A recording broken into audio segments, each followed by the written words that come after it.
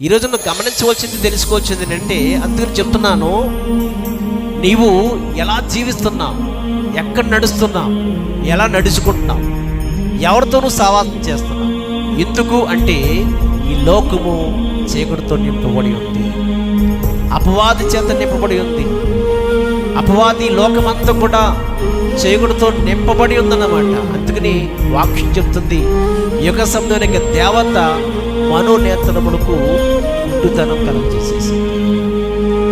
దేవుడితో నడవకుండా, దేవుడితో సహవాసం చేయకుండా, దేవునికి మహిమకరంగా బ్రతకకుండా, దేవుడిలో ఉండకుండా ఆలోచించండి. ఈ యుగ సంబంధమైన దేవత, లోకములున్న ఆ దేవత అర్థమవుతుందండి, అనేక మందికి మనోనేత్రములకు ఏం చేసిందంట?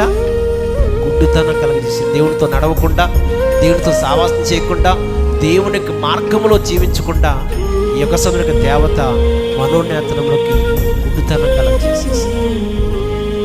అది కాబట్టి క్రైస్తవురాలుగా ఉన్న నీవు ప్రతి క్షణము, ప్రతి నిమిషము కూడా నువ్వు పరిశీలన చేసుకోవాలి. నువ్వెవరితో సావాసం చేస్తున్నావు, ఎవరితో నడుస్తున్నావు, ఎవరితో నువ్వు ఎక్కువగా గడుపుతున్నావు అనే విషయాన్ని నువ్వు జ్ఞాపకం చేసుకుని నీ జీవితం ఎలా ఉందో ప్రతి క్షణము, ప్రతి నిమిషం కూడా నువ్వు పరిశీలన చేసుకోవాలి. ఎందుకంటే దేవుని కూర్చున్న జ్ఞానము అనేది నీకు లేకపోతే, దేవుని కూర్చున్న జ్ఞానం అనేది నీకు లేకపోతే కనుక నువ్వు పడిపోయే అవకాశం ఉంది. అపవాది చేతిలో చీకటనే అంధకారములో పడిపోయే అవకాశం ఉంది.